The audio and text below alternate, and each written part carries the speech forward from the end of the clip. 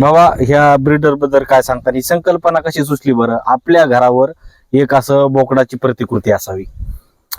प्रतिकृती असावी म्हणण्यापेक्षा आपण बिट्टल किंवा शेळी पालनामधून जी कमाई केली तर एवढं समजा जे 50 लाखाचं भांडवल आपण कशातून तयार केलं ही संकल्पना डोक्यात होती. म्हणतात काहीतरी ज्याचं खावं मीठ त्याचं करावं नीट, म्हणून लोक म्हणतात बोकडच घरावर का. आपल्याला बोकड आणि शेळी असं काही नाही, आपण कमवलं कशातून हे उद्दिष्ट माझ्या समोर होतं. मग त्याच्यामुळे हे म्हणजे प्रतिकृती होती आपण उभारण्याचा संकल्प, आपण घराची शेंडी निघाली आणि कलश म्हणून आपण त्याचा पुतळा उभा केला. कलश म्हणून पुढच्या पिढीला कुठेतरी जाण राहावी बाबा आपले आजोबा पणजोबा कोणी होते त्याने घर केलं कशावर, का बोकडच उभा केला, हे माध्यम आहे, बाकी काही नाही. बरेच लोक मला हा प्रश्न विचारतात, तुम्ही बोकडच कशामुळे उभा केला? ज्याच्यामधून आपण काहीतरी कमवलं त्याच्या काहीतरी आपण देणं लागतो, उत्तर आहे म्हणूनच आहे. त्या हिशोबाने तुम्ही हा घरावरती उभा केलेला आहे.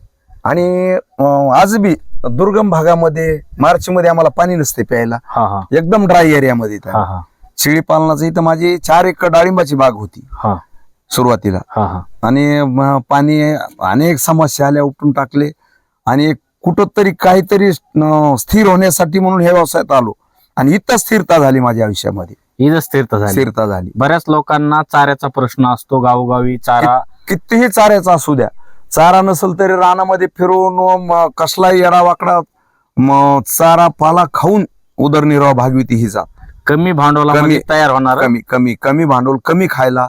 तुम्हाला तुम्ही जर्सी जर सांभाळली तर एका जर्सीच्या खाद्यामध्ये 15 शेळ्या जगतात. एका जर्सीच्या खाद्यामध्ये 15 शेळ्या 15 शेळ्या आराम जगतात. एवढा चारा तुम्हाला कमी लागतो शेळीला.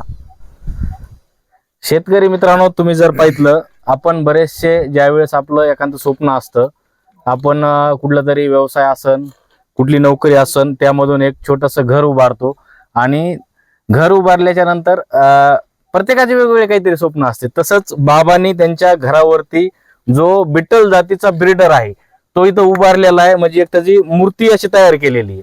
आणि एकदम तुम्ही जर माझ्या संपूर्ण साईडला जर परिसर बघितला, संपूर्ण परिसर एकदम डोंगर भागाचा परिसर दिसतोय. आणि अशा डोंगर भागाच्या परिसरामध्ये त्यांनी हे बिट्टल शेळी पालन एकदम सक्सेस पद्धतीने, जवळपास 13 वर्षाचा अनुभव त्यांच्याकडे जर पाहिलं, त्यांचं वय काय आणि या वयामध्ये ते एवढा मोठा व्यवसाय उभारू शकतात आणि तो सक्सेस करू शकते, तर तुम्ही का सक्सेस करू शकत नाही? तर ही यशोगाथा बाबाची आपण संपूर्ण पाहितली, त्यांचं शेळी पालन पाहितलं.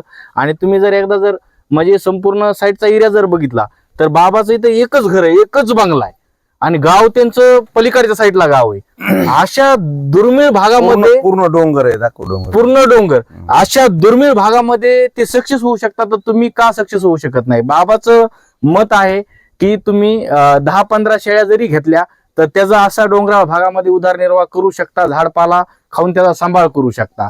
तुम्हाला जर मोठ्या व्यवसायाचं स्वरूप जर करायचं असेल तर त्याला खाद्याचं नियोजन करावं लागेल, जसं बाबांनी मला व्हिडिओ मध्ये सांगितलं तशा पद्धतीने. तर मित्रांनो, हा व्हिडिओ एकदम महत्वपूर्ण होता.